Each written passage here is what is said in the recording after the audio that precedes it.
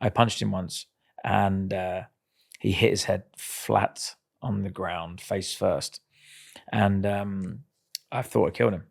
And then the next morning, they told me that he was in a coma, and he also had a brain hemorrhage. So this was my second GBH, my second brain hemorrhage on my file. So of course, I was sent straight to prison. Do you ever think about that with guilt or feelings of remorse? I really want to get to the point in my life now where I can say yes to that, but I also don't want to lie. I want to try and I'm going to try and really think about it, because usually when you ask me that, like I get asked that question, my default was no, because I just think and I just tell my story and I'm not going there.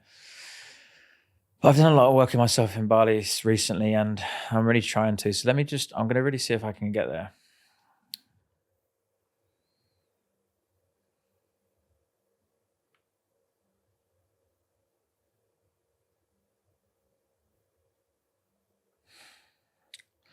No, I don't. No, it's still not there. I don't even know what that feels like.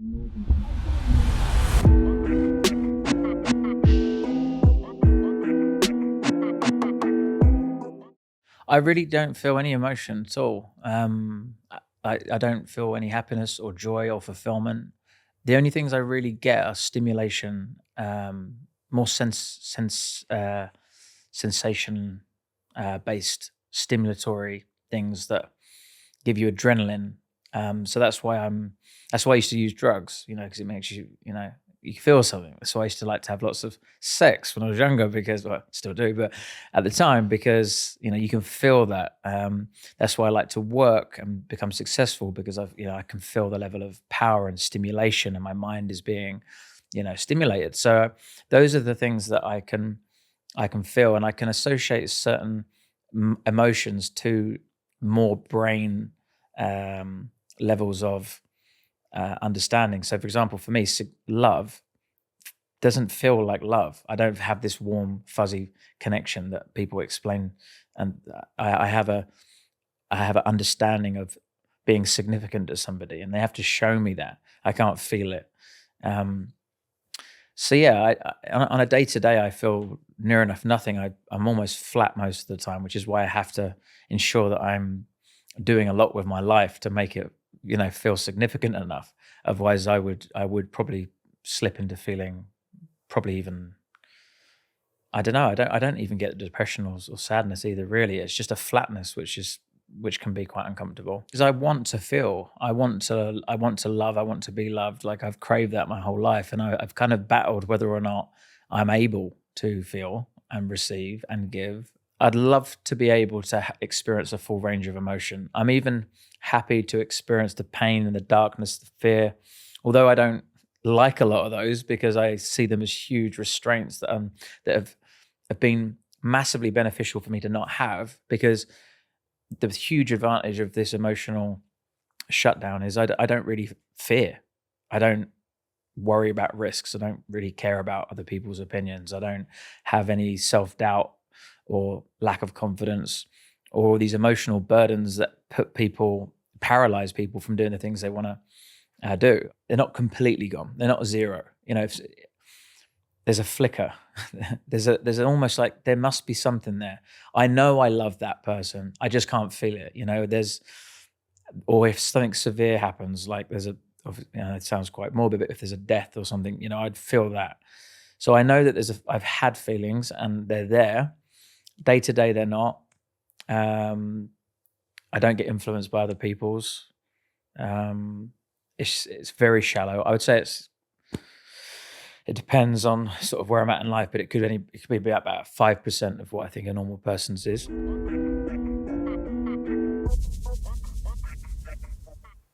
Criminal damage was my thing. Like, I love criminal damage. I love to smash things. I love to smash windows. I smashed one window that would cost £850, and one window that was £650, huge windows. But then I used to just get a throw out of the smash. So I would steal the bus stop, the bus hammer that was the back of the bus for emergencies, and I would just have this little bus hammer with a diamond tip, and I would just go around smashing every window I could find. And I don't know if that was a cry for attention, or just like an impulse, recklessness, or some sort of thrill or stimulation or desire to feel, or adrenaline. But whatever it was, I got a lot of criminal damage convictions racked up. And by 14, I had an ASBO. So I had an antisocial behavior order, which is obviously directly linked to antisocial. And I was banned from certain areas and couldn't be around a certain amount of people.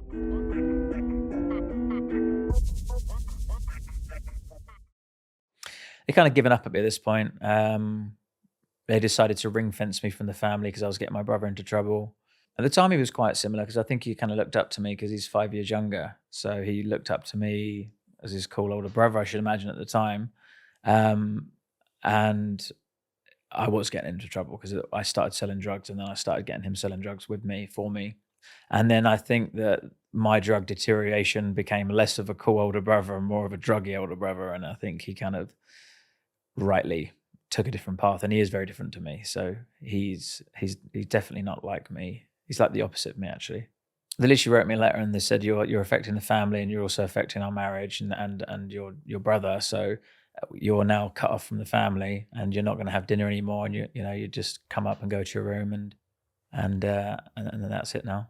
A year later, I found, I always say found, and I don't know why I use that word. It's such a psychopath word to use, but I found a girlfriend.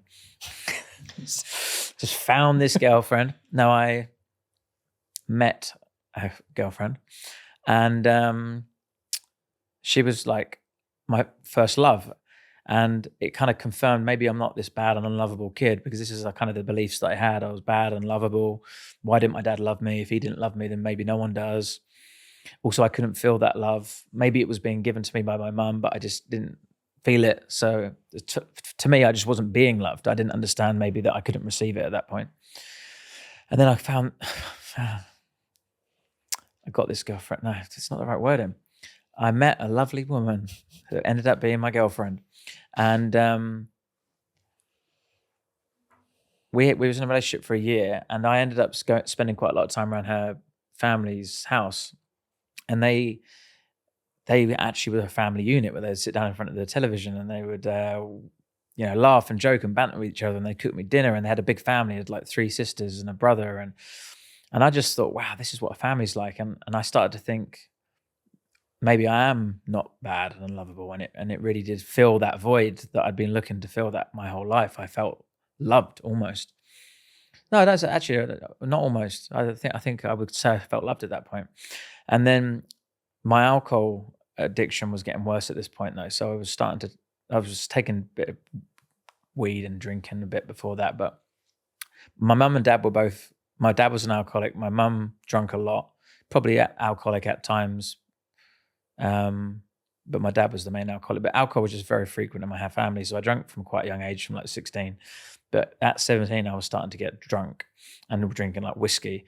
And one particular night, I drank a load of whiskey and had an argument with my girlfriend.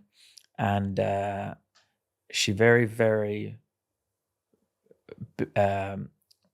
bitterly wanted to hurt me. So she said, well, you know what? I cheated on you. The moment she told me that, I just felt loss and rejection and confirmation. And I kind of, you hear when people die and everything flashes before their eyes. That happened to me, but it was all my traumas all into one. And I'd felt my family rejecting me and ring fencing me and cutting me off. I didn't feel it at the time, but I felt it then. And I felt all this confirmation of, wow, Lewis, this is the information that you now need to listen to, that you are actually bad and unlovable. And I completely saw red. I went on a frenzy, didn't know what I was doing, started smashing a kitchen up in rage, fits of crying rage, sort of didn't know what I was doing, and pulled out a kitchen drawer. And as I ripped it out of the socket of the drawer, it fell to the floor, and a 6-inch kitchen knife and it fell to the floor. And before I even knew it, I picked it up and just went, and then didn't even realize what I'd done. And then walked downstairs, and my girlfriend's friend was there at the time. She's like, Lewis, what have you done? And my neck was actually splurting with blood because I'd slit my throat. And you might not be able to see it now because it's 17, 18 years ago, but there's and I've got tattoos and stuff, but there are 2 scars there. And I'd slit my throat because it was that painful. I don't know if I wanted to kill myself. I don't know if it was impulse. I don't know if I was just seeing red. I don't know if I'd gone psychotic. I don't know if I was even trying to hurt her in a way by sort of saying, well, let me show you what I can, punish you for doing that by, putting this on your shoulders. I have no idea why I did that. But I went, a bit insane to the point where they had to, the paramedics arrived and I started fighting the paramedics. And then eventually they pinned me down, stitched me up, put me in hospital. But then I ran away, went back up to a house, knocked on the door with blood everywhere in a hospital gown. And but when she opened the door, I actually realized I had nothing to say. So I just stood there and said nothing. So she was obviously freaked out, called the police, and I got sectioned under the Mental Health Act and put in a padded room. Hi, welcome to Deep. This channel goes a level deeper. Deep is a brand new YouTube channel that is dedicated to the amazing experiences of incredible individuals. We basically try and answer the questions that you always want the answer to, but you don't feel like you can ask. Myself and the team are responsible for a lot of the factual content that you might have seen on YouTube, Minutes With, The Gap, Agree to Disagree, among others. And we set up this new studio and this new channel to go a level deeper. We'll be uploading a new video every single week. There'll be a wide range of stories, so please hit the subscribe bell. Please let us know in the comments if there's anything you want us to cover, any stories that you've been interested in, any questions you wanted to ask. We hope you enjoy. Now back to our story.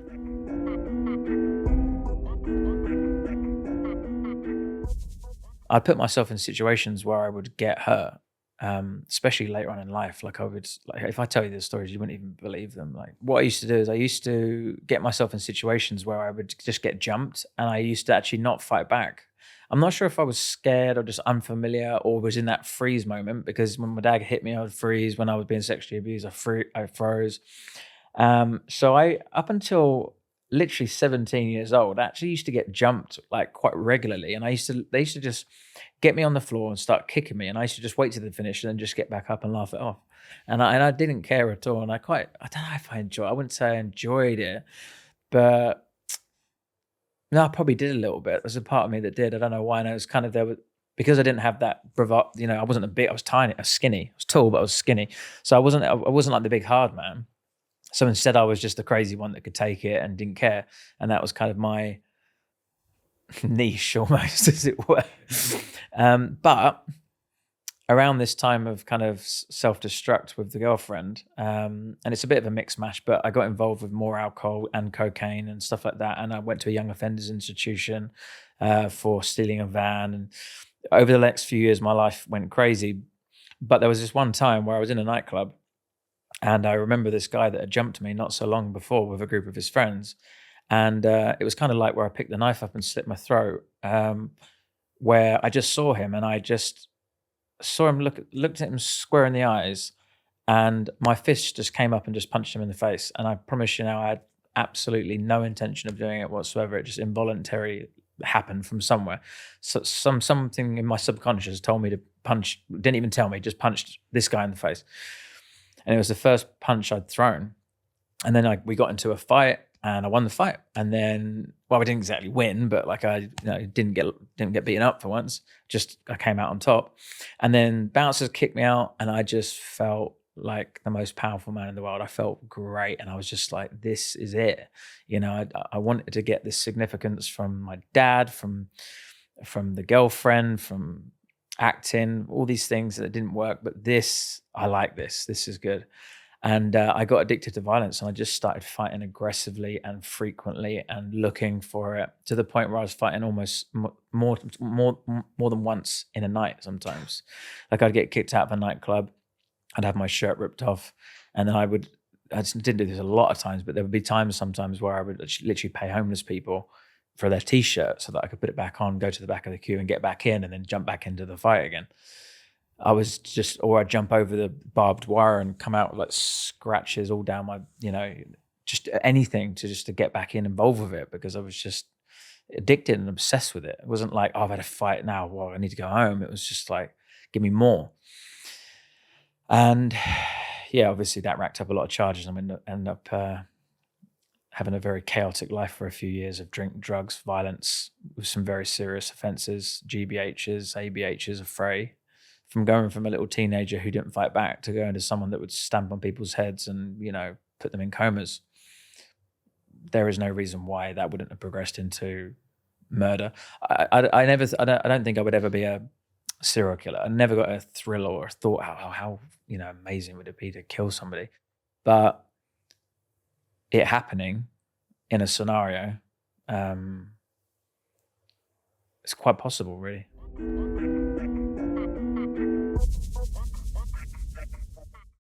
Was alleged to hit someone with a bottle and bit them on their abdomen in a nightclub, and he was actually fine until he was in a taxi and then dropped down, and then he was had a brain hemorrhage, and then I actually went to prison for something else. Actually, I think I breached my probation, and then the day after I got released from prison, 5 a.m., the police came and arrested me for GBH. I ended up after that getting some of the charges dropped down, because actually I got done for GBH, but then I also had a fight with 4 guys, me and my friend and 4 guys, and actually we got charged with another 4 GBHs. So it sounds insane, but at one point I had 5 GBH in a fray. And it's on my record, my police records. But they luckily got dropped down to ABH, and then 2 of them got dropped, so there was just 2 ABH. So I was down to 1 GBH and 2 ABH. And this was when I was looking at 8 years in prison, and this is when I went to my pre-sentence report with probation, and this is when they told me, Lewis, you do realize you're going to prison, and I didn't care. And they said to me, do you not feel any empathy or any remorse? And I was like, no. And that's when they sent me for the psychiatric assessment, which is where I got the diagnosis of the antisocial personality disorder. And the antisocial personality disorder is the clinical term that's given to a psychopath.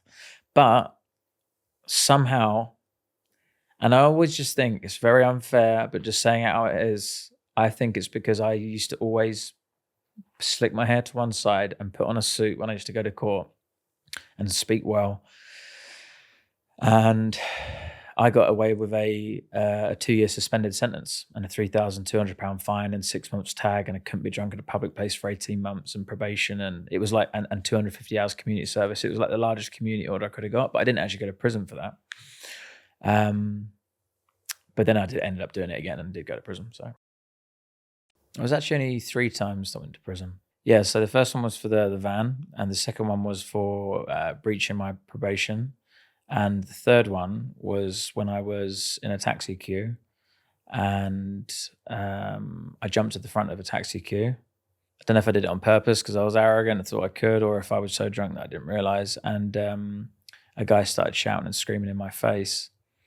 And I try and remember what he looked like, but I actually don't know, because all I can see is my dad's face shouting and screaming in my face. So this didn't happen all the time. It's not like every person I would go out and fight with would be like me getting back at my dad, but obviously there was some subconscious anger there towards him. But in this exact scenario, this guy was actually 40 years old and I was 25 at this point. This is the last time I went to prison, 24.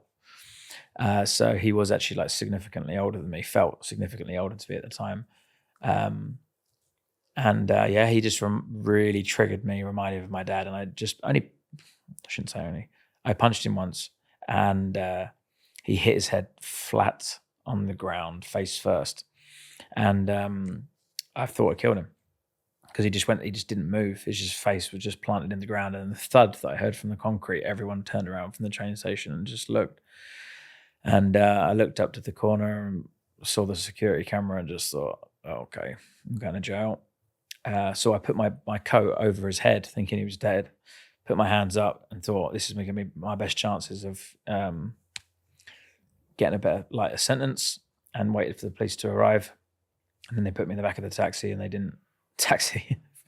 It was my taxi to jail, but they put me back at the police car, and everyone rushed around him and tried to help him and stuff. And then they wouldn't tell me what happened. And I even asked my friend, he came up to the window and he said, you don't know if he's dead or not. And then even in the cells, they wouldn't tell me if he was dead. And then the next morning they told me that he was in a coma, and he also had a brain hemorrhage. So this was my second GBH, my second brain hemorrhage on my file. So of course I was sent straight to prison. I know that 3 days after he was out of the coma, and I believe made a full recovery.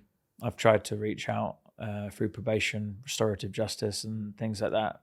But he has no interest in speaking with me. But I hear that because he's actually local in the area. Somebody that I know knows of him. I believe he's fine, although I don't know what's happening to him mentally, if that's had any impact on him. Do you ever think about that with guilt or feelings of remorse? I really want to get to the point in my life now where I can say yes to that, but I also don't want to lie. I want to try and I'm going to try and really think about it, because usually when you ask me that, like I get asked that question, my default was no, because I just think and I just tell my story and I'm not going there. But I've done a lot of work with myself in Bali recently, and I'm really trying to. So I'm going to really see if I can get there.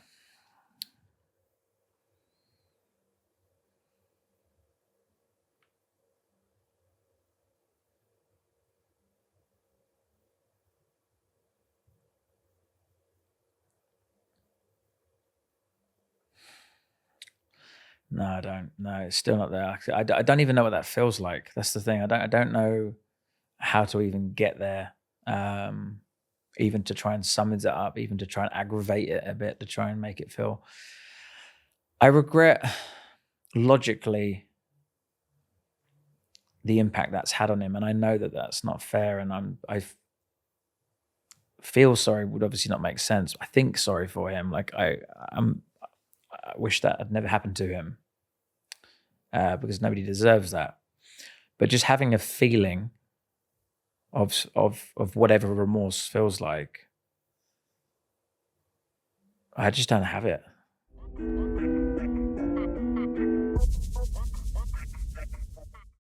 It was after I hit this guy in the taxi queue. I went to prison. I would have got 3 years, but I always got lighter sentences than anybody else because I managed to say the right things. And because I pleaded guilty at the scene, they gave me half off. They usually give you a third off for pleading guilty anyway, but because I pleaded guilty at the scene, they gave me half off, so I got 18 months. And I rang up my friends and rang up one of my friends and said, what are the people saying about me? And they said, you're on the front page of the newspaper, violent and boorish. Okay, cool. But then they said also your friend had posted a picture of you on social media. One was outside the courtroom the day you were sentenced, and one was outside the exact same courtroom 7 years before, outside the exact same courtroom, but 7 years gap, with the caption above it, nothing changes. And that, out of everything, that was kind of the thing that hit home, because I thought, first of all, I thought, how dare you? But he was right. I think that's the thing that hit home. Nothing had changed. Like 7 years had passed, and I was going to prison again. Because this was the time between when I was 18 and when I was 25, going to jail. And as cliche as it sounds, I went back to my cell and I looked in a mirror, and I just, for some reason, I'd never realized that I was the problem. And realizing that nothing changed kind of made me look at myself. And I tried to make changes to things around me before. I'd tried to, get a job, or I tried to go to pubs rather than nightclubs, or make these different stupid changes thinking it was going to make some difference. But I never looked at myself or even had the idea of personal development, or I just believed you were a certain type of person and that was who you were. Even my mum said to me, like, we all know you're not going to make old bones, Lewis. Like she knew I was going to die young. I'd accepted I was going to die young. I was one of the worst of the worst. I was always the craziest one. And that was me. That was my identity. But then I kind of got this realization that I was the problem. I was causing this, because I'd also started to, I was blaming everything and everyone around me. And I was thinking about all these things and thinking, well, of course my life's going to be like this because of all these things that have happened. And, but I realized that if I wanted my life to change, I had to change myself.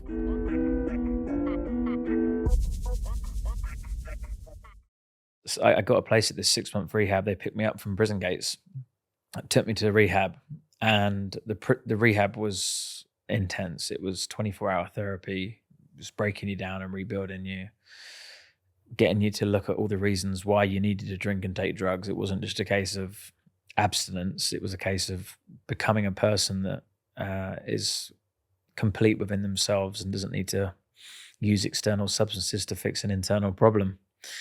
And it was hard. It broke me down. It did at times. I even felt suicidal at times through that process. But when I walked out that place, I just felt free, like a weight had been lifted off my shoulders. And whilst I was doing this, I was in one of the meetings once, and someone came up to me and they asked me for help, and I was thinking, why are you asking me for? Like, I'm also here because I have a problem. Yeah, so I'm not going to be much use to you. But it's my first day, so I thought, fair enough, all right, okay. And I gave him a little bit of an breakdown of what happens. And then when he was walking away, I thought, actually, I've just helped that person.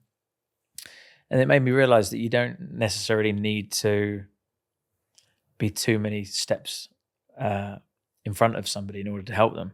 In these meetings, I'm absorbing people's relapses, denials, breakthroughs, stories, triggers, traumas, and through that and my own personal experience, like I'm learning a lot. So I started thinking, why is this only available for people that are drug addicts and alcoholics? Like, this is actually helpful for normal people as well, because I'm seeing people going from rock bottom to better than average, and then there's these average people walking around not have the luxury of getting to the rock bottom to the point where they need to work on themselves to be able to get above average. And so I started helping people for free. I'd look on social media, I'd find people that looked miserable, writing their negative posts, and I'd literally say, hey, do you want to meet up in Costa Coffee, and I'll buy you a coffee and we'll talk about it. And that's how it all started, because I started to really help these people and get them great results. And I thought, wow, like, I'm good at this and I've learned a lot. That combined with sort of having the realization that this could be something I did some qualifications and doing some training. I started to get some clients. And also due to this condition or emotional shutdown or my type of personality, or however you want to describe it, I was able to really push people to do the things that they want to do, and didn't let them get away with any of the BS that they'd come up with, or wouldn't get sidetracked by any of their trauma that they would share with me, that would usually get people to retract back. It moved into other coaches asking me how I was doing what I was doing, and then I created the actual training and the frameworks and the models to be able to teach the way that I coached other people, which also become very successful.